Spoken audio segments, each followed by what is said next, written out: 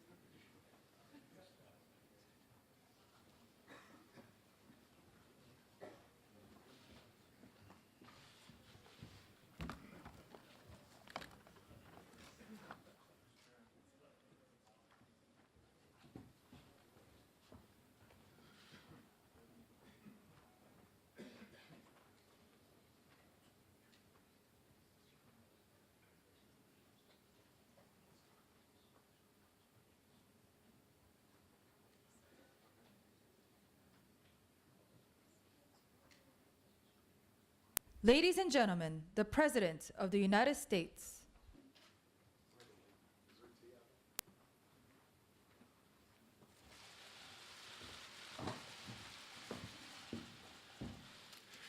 Good afternoon. Once again, I want to thank the people of France and President Hollande for their extraordinary hospitality.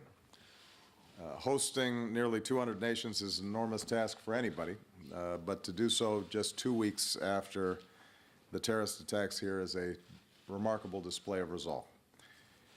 And that's why the first place I visited when I arrived on Sunday night was the Bataclan, so that I could pay my respects on behalf of the American people who share the French people's resolve. It was a powerful reminder of the awful human toll of those attacks. Our hearts continue to go out to the victims' families. But here in Paris, we also see the resilience of the universal values that we share. Liberté, égalité, fraternité. And based on my discussions with President Hollande and other leaders, I am confident that we can continue building momentum and adding resources to our effort to degrade and ultimately destroy ISIL, to disrupt plots against America and our allies, and to bring about the political resolution necessary to resolve the situation in Syria and relieve the hardships on the Syrian people. Now, this has been a quick visit. Of course, all visits to Paris seem quick. You always want to stay a little bit longer. But we have accomplished a lot here, and I have high hopes that over the next 2 weeks we'll accomplish even more. I know some have asked why the world would dedicate some of our focus right now to combating climate change, even as we work to protect our people and go after terrorist networks. The reason is because this one trend, climate change, affects all trends.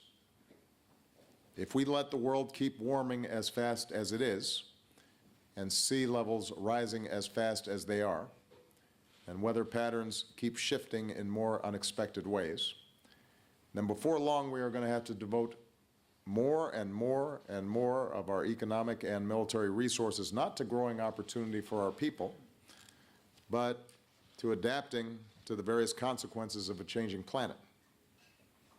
This is an economic and security imperative that we have to tackle now.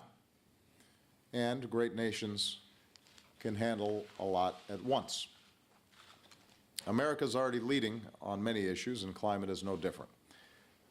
We've made significant progress at home, increasing production of clean energy, working to reduce emissions, while our businesses have kept creating jobs for 68 straight months. And we've been able to lower our unemployment rate to 5% in the process. And since we worked with China last year to show that the two largest economies and two largest emitters can cooperate on climate, more than 180 countries have followed our lead in announcing their own targets. The task that remains here in Paris is to turn these achievements into an enduring framework for progress that gives the world confidence in a low-carbon future. As I said yesterday, what we seek is an agreement where progress paves the way for countries to update their emissions targets on a regular basis, and each nation has the confidence that other nations are meeting their commitments.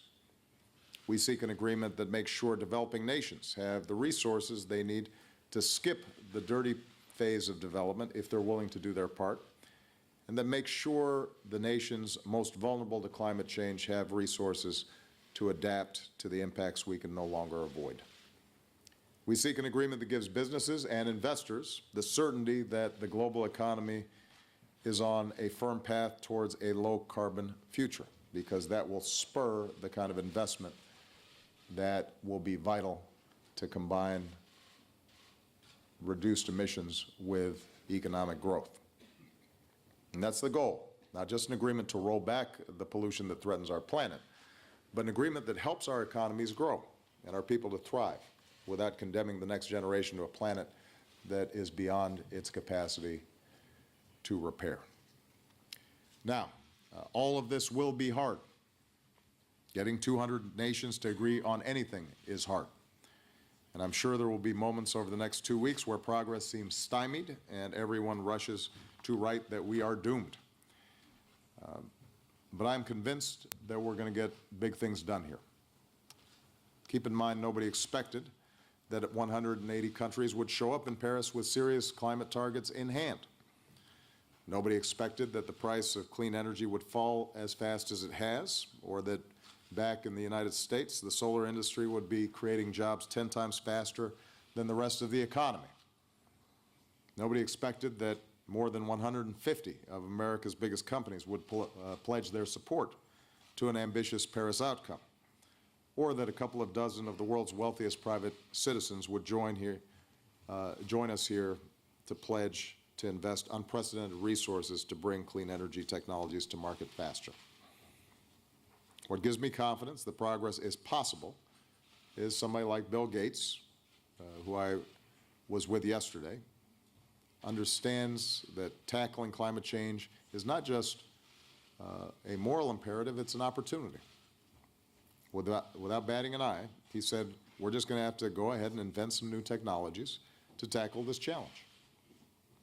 That kind of optimism, that kind of sense that we can do what is necessary is infectious. And you tend to believe somebody like Bill when he says that we're going to get it done, since he's done some pretty remarkable things. And I believe that a successful 2 weeks here could give the world that same kind of optimism that the future is ours to shape. So with that, I'm going to take a few questions. We'll start with Jerome Cartillier of AP. Where's Jerome? There he is. Good morning, Thank you, Mr. President. Yeah. For months now, you've been asking Mr. Putin to play basically a more constructive role in Syria, basically shifting from defending Assad to attacking ISIL. It appears your calls have not been heard. What's your strategy going forward? Well, I'm not sure that's true. The fact that the Vienna process is moving forward steadily, not conclusively, but steadily, I think is an indication that Mr. Putin recognizes there is not going to be a military resolution to the situation in Syria. The Russians now have been there for several weeks, over a month. And I think fair-minded reporters who've looked at the situation would say that the situation hasn't changed significantly. In the interim, Russia's lost a commercial passenger jet. You've seen another jet shot down. There have been losses in terms of Russian personnel. And I think Mr. Putin understands that with Afghanistan fresh in the memory, for him to simply get bogged down in an inconclusive and paralyzing civil conflict is not the outcome that he's looking for. Now, where we continue to have an ongoing difference is not on the need for a political settlement. It's the issue of whether Mr. Assad can continue to serve as president while still bringing the civil war to an end. It's been my estimation for 5 years now that that's not possible. Regardless of how you feel about Mr. Assad, and I consider somebody who kills hundreds of thousands of his own people illegitimate,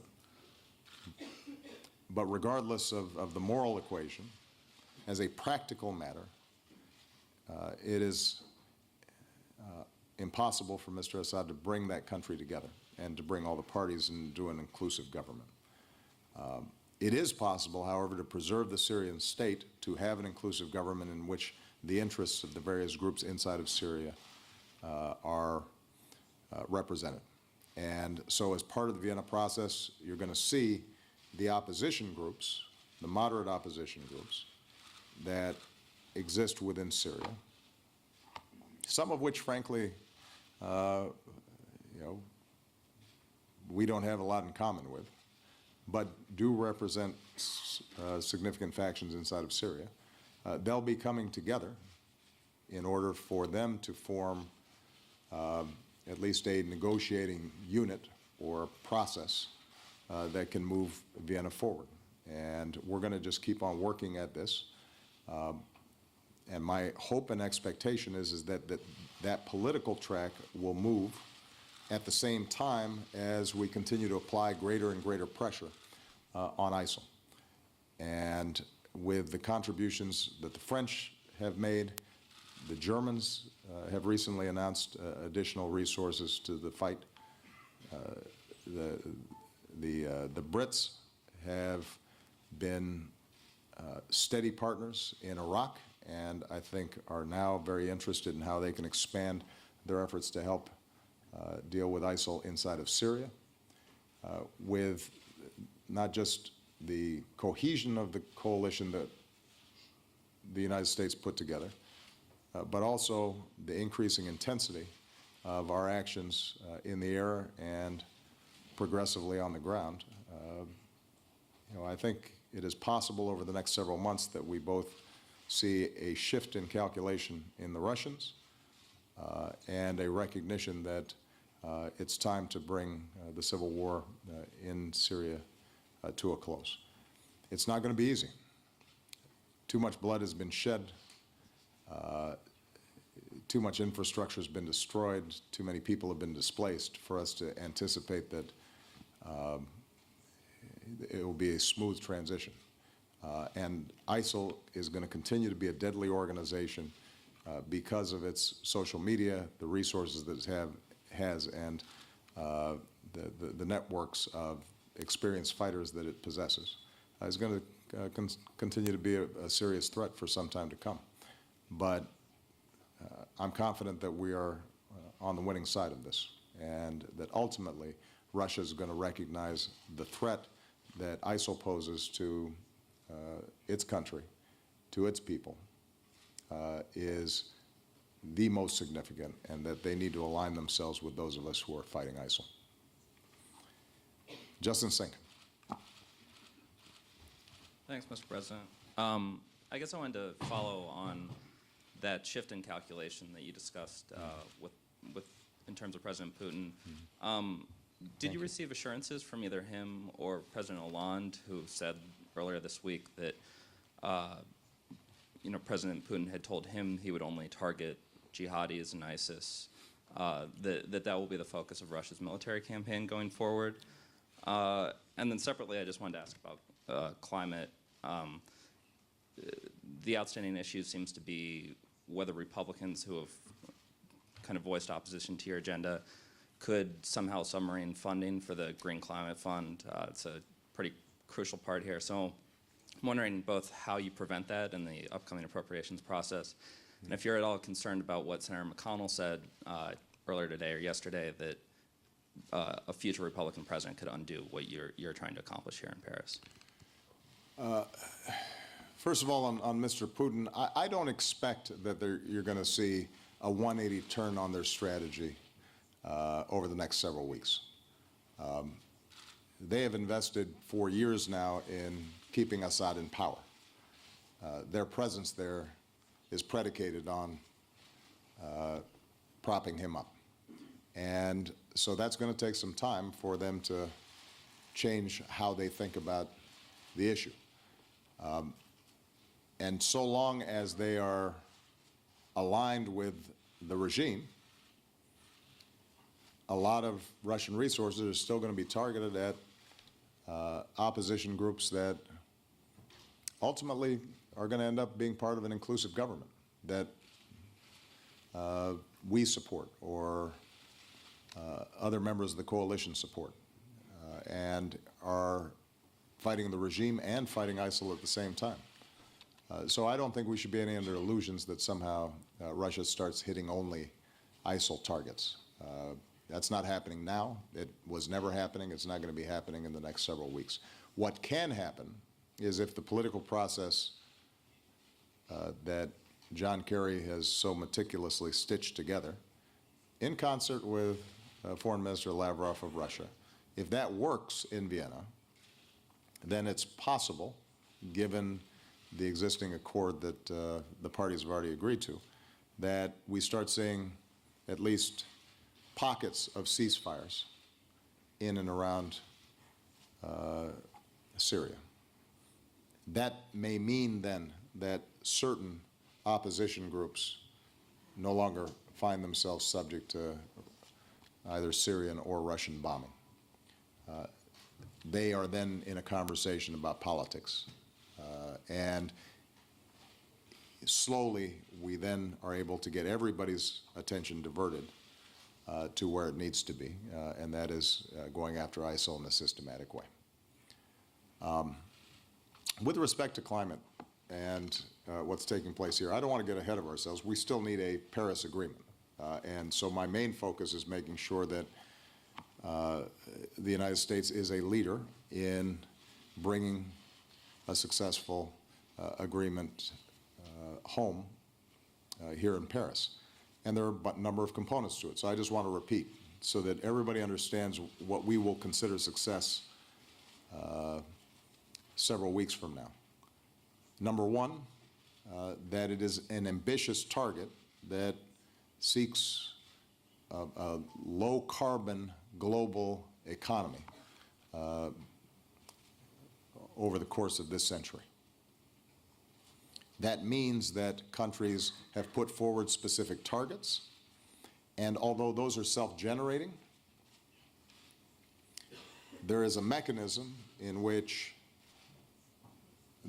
they are presenting to the world confirmation that they are working on those targets, meeting on those targets. So there's a single transparency mechanism that all countries are adhering to, and that those are legally binding, that there's periodic reviews, so that as the science changes and as technology changes, 5 years from now, 10 years from now, 15 years from now, in each successive cycle, countries can update the pledges that they make. And that we've got a climate fund that helps developing countries to not only adapt and mitigate, but also leapfrog over dirty power generation in favor of clean energy. And if we hit those targets, then we will have been successful. Not because, by the way, the pledges alone will meet the necessary targets for us to prevent catastrophic climate change, but because we will have built the architecture that's needed, we will have established a global consensus of how we're going to approach the problem, and then we can successfully turn up the dials as new sources of energy become available, as the unit costs for something like solar or improvements in battery technology make it easier for us to meet even higher targets. And systematically, we can drive down carbon emissions and the pace of climate change over the course of several decades. So I want to emphasize this because I know that in some of the reporting, if you add up all the pledges and they were all met right now, we would be at a estimated 2.7 centigrade increase in temperature. That's too high. We wanted to get it 2 centigrade or even lower than that. But if we have these periodic reviews built in, what I believe will happen is that by sending that signal to researchers and scientists and investors and entrepreneurs and venture funds, we'll actually start hitting these targets faster than we expected. And we can be even more ambitious. And so when you look at the cumulative targets that may exist 10 years from now, we may well be within the 2% centigrade increase. And by the way, that's not just foolish optimism. When you look at the experience of the United States, for example, I came into office, I prioritized clean energy. I said we're going to double our clean energy production. through the Recovery Act, we recognized that making these big investments were also good for the economy and helping us get out of recession and could create jobs. So we made a big investment, and it turned out that we met our goals a lot quicker than we expected. If you had asked me when I first came into office, my expectations for the price of solar-generated power versus traditional coal or other fossil fuel-generated power, I would say we would make some progress, but that solar would still require substantial subsidies in order to be economical. The cost of solar has gone down much faster than any of us would have predicted even 5 years ago. So the key here is to set up the structure so that we're sending signals all around the world. This is happening. We're not turning back. And the thing about human ingenuity, I was going to say American ingenuity, but there are other smart folks around too. Don't want to be too parochial about this. The thing about human ingenuity is that it responds when it gets a strong signal of what needs to be done. You know, the old expression that you know, necessity is the mother of invention. Well, this is necessary. And us getting a strong, high ambition agreement in place, even if it doesn't meet all the goals that we ultimately need to meet, sends a signal that it's necessary. And that will spur on the innovation that's going to ultimately meet our goals. Nancy Bennett. Thank you, Mr. President. One follow-up on the climate change issue.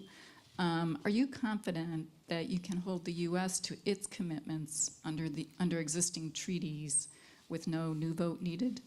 And separately on Planned Parenthood, I wondered if you could share your thoughts on that shooting and any thoughts in the context of the sharp political rhetoric in the country at this time.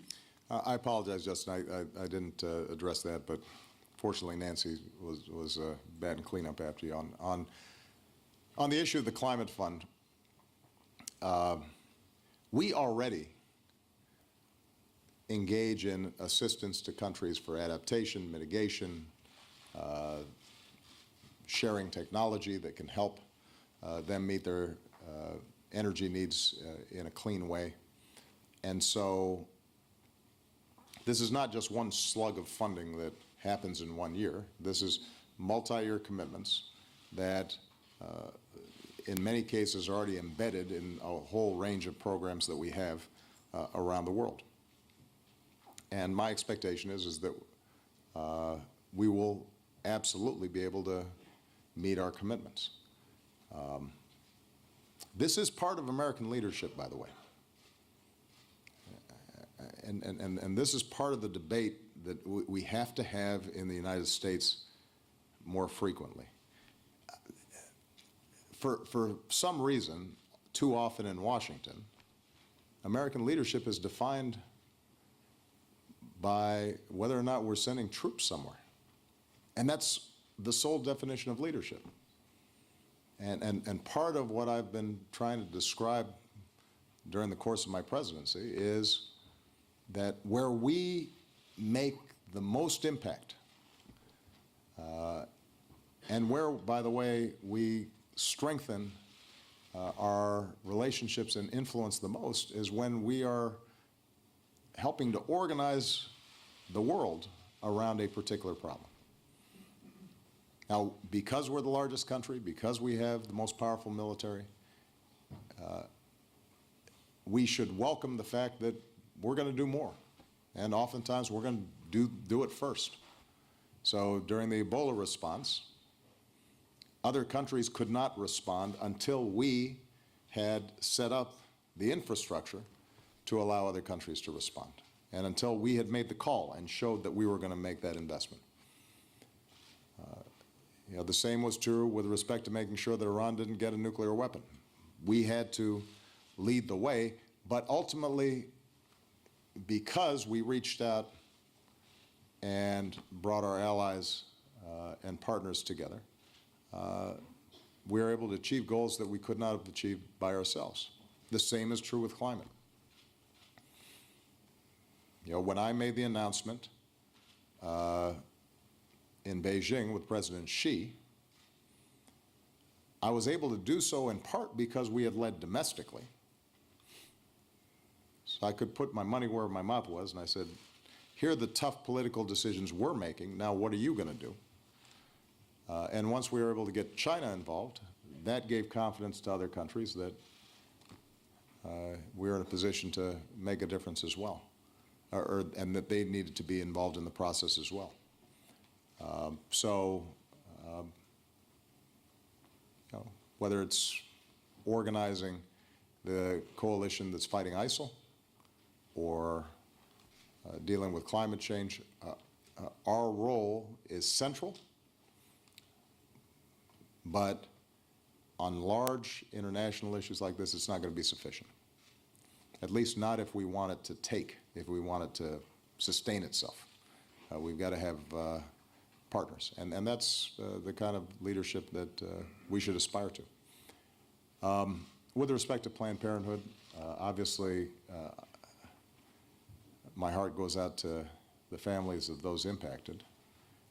I mean, Nancy, I say this every time we've got one of these mass shootings.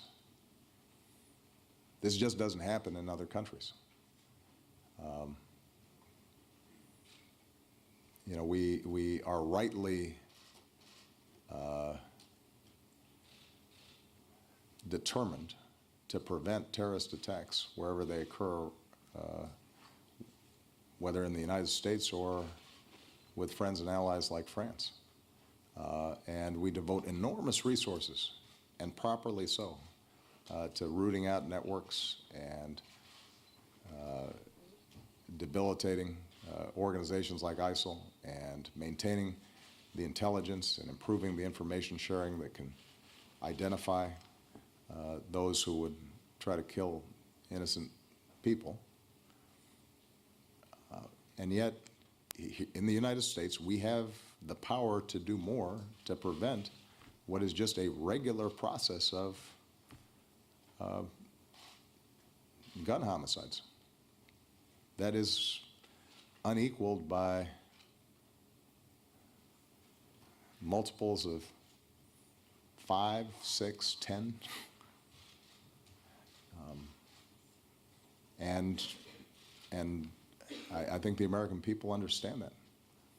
So my hope is that, once again, this spurs a conversation and action, and I will continue to present those things that I can do administratively, but in the end of the day, Congress, states, local governments are going to have to act in order to make sure that we're preventing people who are deranged or have violent tendencies from getting weapons that can magnify the damage that they do.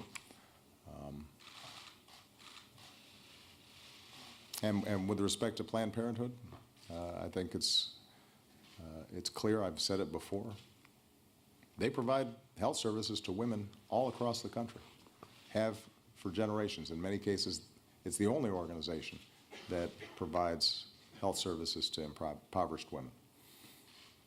And I think it's fair to have a legitimate, honest debate about abortion.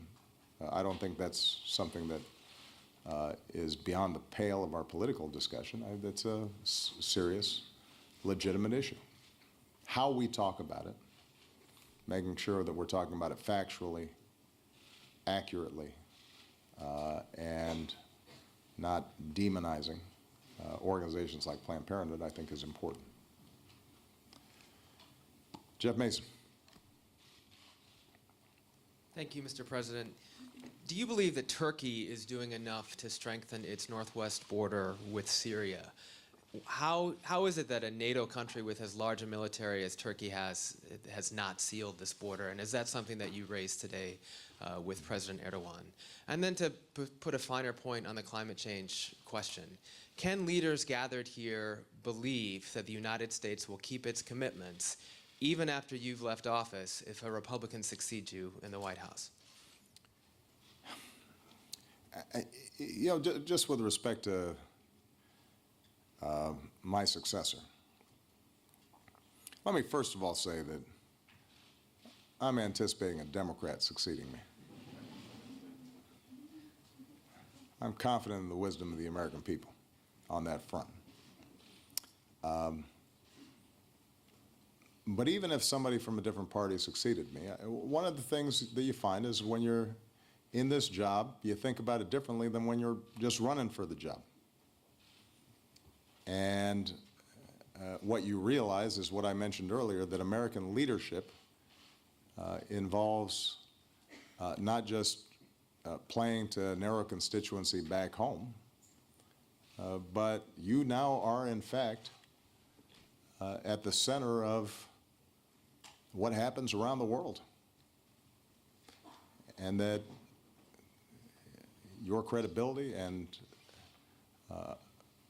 America's ability to influence events depends on taking seriously what other countries care about. Now, the fact of the matter is there's a reason why you have the largest gathering of world leaders probably in human history here in Paris. Everybody else has taken climate change really seriously. They think it's a really big problem. It spans political parties. I mean, you travel around Europe and you talk to leaders of governments and the opposition, and they are arguing about a whole bunch of things. One thing they're not arguing about is whether the science of climate change is real and whether or not we have to do something about it. So whoever is the next president of the United States, if they come in and they suggest somehow that global consensus, not just 99.5% of scientists and experts, but 99% of world leaders think this is really important. I think the President of the United States is going to need to think this is really important. And that's why it's important for us to not project what's being said on a campaign trail, but to do what's right and make the case. And I would note that the American people, I think in the most recent survey, 2/3 of them said America should be a signatory to any agreement that emerges that is actually addressing climate change in a serious way. So the good news is the politics inside the United States is changing as well.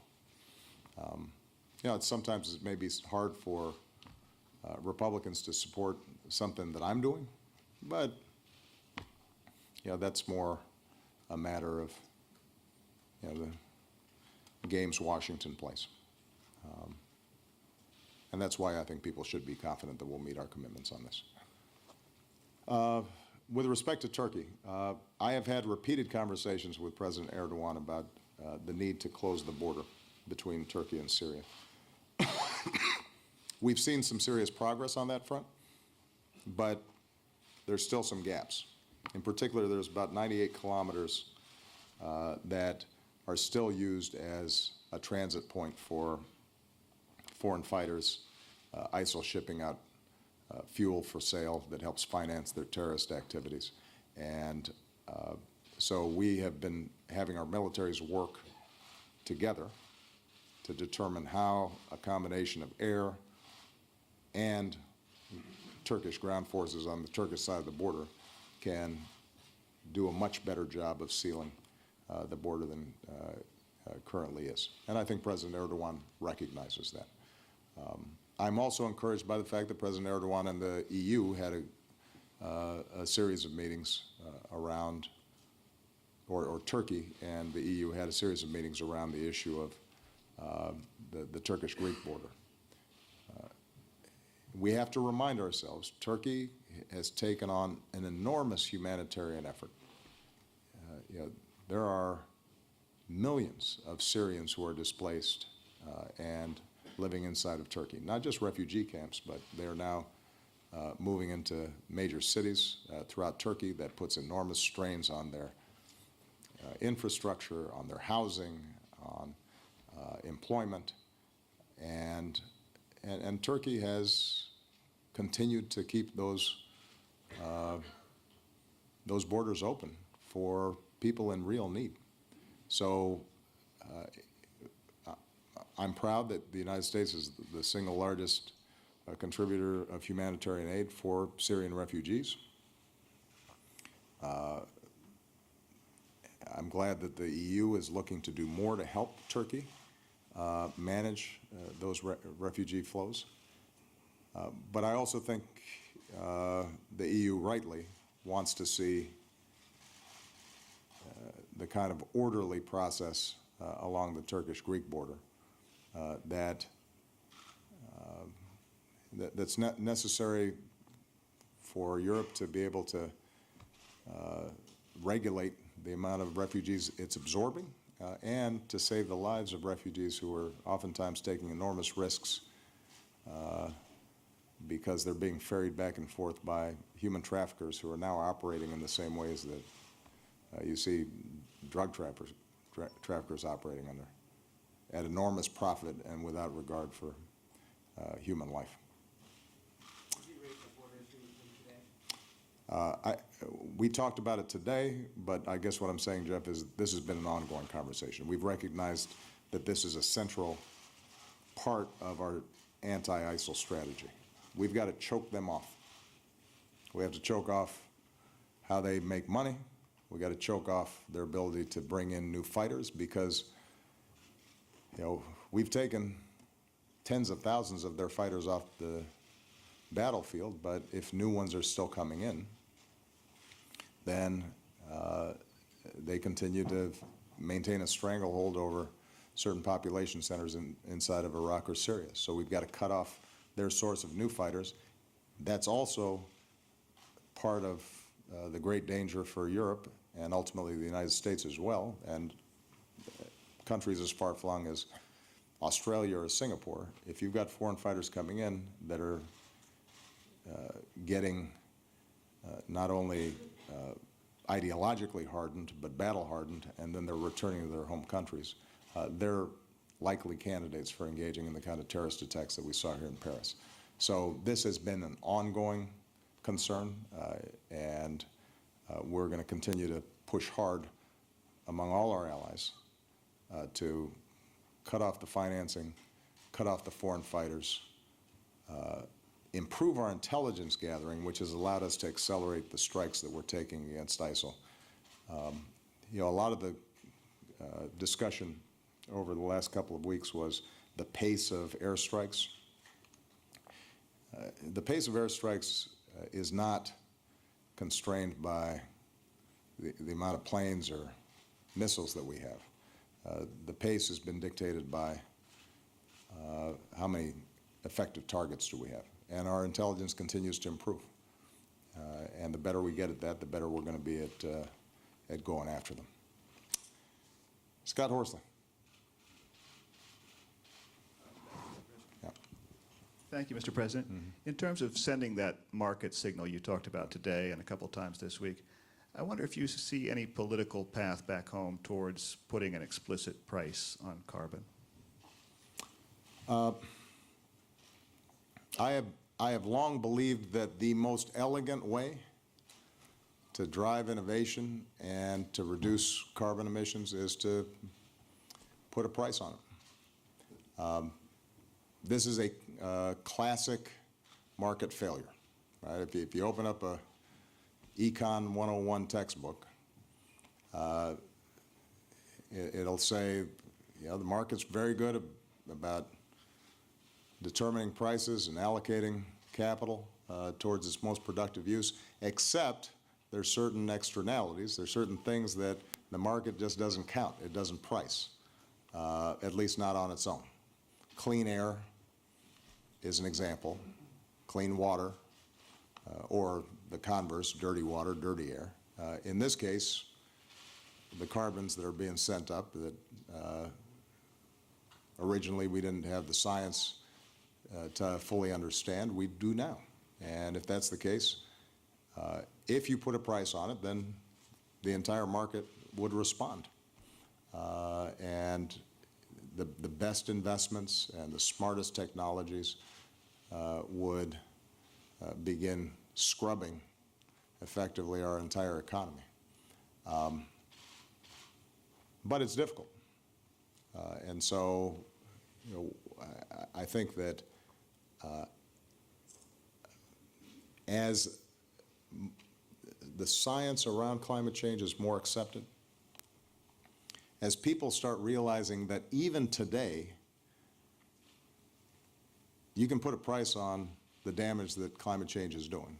You know, you go down to Miami, and when it's flooding at high tide on a sunny day, and fish are swimming through the middle of the streets,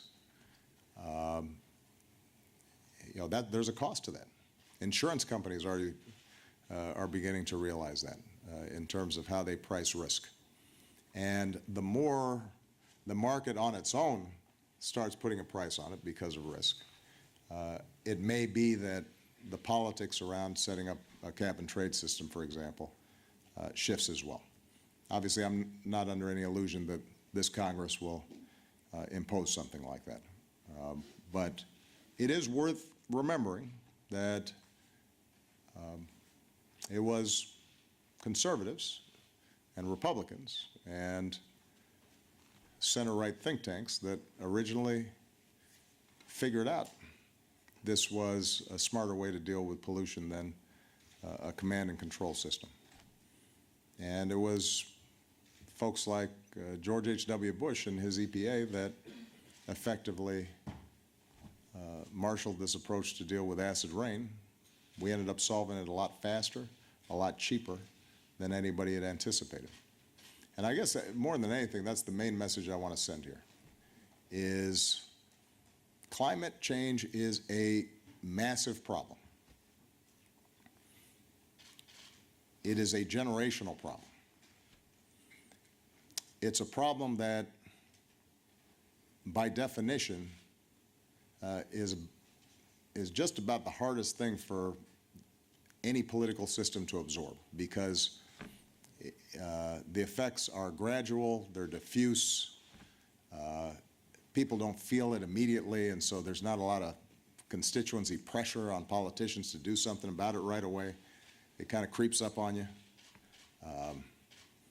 You got the problem of the commons, and you know, you got to get everybody doing it, because if just one nation is helping but the other nations aren't doing it, then it doesn't do any good. So you have this huge coordination problem and the danger of free riders. So on all these dimensions, it's hard to come up with a tougher problem than climate change, or a more consequential problem. And yet, despite all that, the main message I've got is, I actually think we're going to solve this thing. If you had said to people as recently as 2 years ago that we'd have 180 countries showing up in Paris with pretty ambitious targets for carbon reduction, most people would have said, you're crazy, that's a pipe dream. And yet here we are. That's already happened. Before the agreement's even signed, that's already happened. As I said earlier, if you had told folks what the cost of generating solar energy would be today relative to what it was 5 years ago, people would have said, not a chance. And with relatively modest inputs, that's already happening. I mean, imagine if we're starting to put more R&D dollars into it, which is why the mission innovation announcement was so significant. The biggest countries, the most prosperous countries, doubling their R&D, but then you've also got Bill Gates and other extraordinarily wealthy individuals saying we're going to put our money into this. I'm optimistic. I think we're going to solve it. I think the issue is just going to be the pace and how much damage is done before we are able to fully apply the brakes. And in some ways, it's akin to the problem of terrorism and ISIL. In the immediate aftermath of a terrible attack like happened here in Paris, sometimes it's natural for people to despair. But look at Paris. You can't tear down Paris because of the demented actions of a handful of individuals. The beauty, the joy, the life, the culture, the people, the diversity, that's going to win out every time. So we have to be steady in applying pressure to the problem. We have to keep on going at it. We have to see what works. When something doesn't work, we have to change our approach. But most of all, we have to push away fear and have confidence that human innovation, our values, our judgment, our solidarity, it will win out. And I guess I've been at this long enough where I have some cause for confidence. Yeah, we went, what, a month and a half, where people were pretty sure that Ebola was going to kill us all.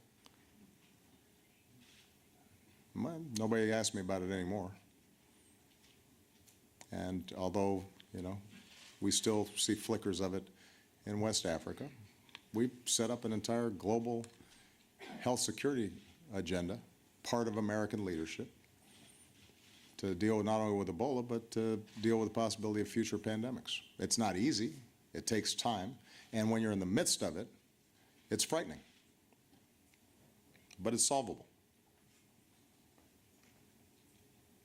All right? With that, I'm going to go home. Vive la France. Thank you very much. Mr. President, didn't you just agree with President Putin about President Erdogan dealing oil?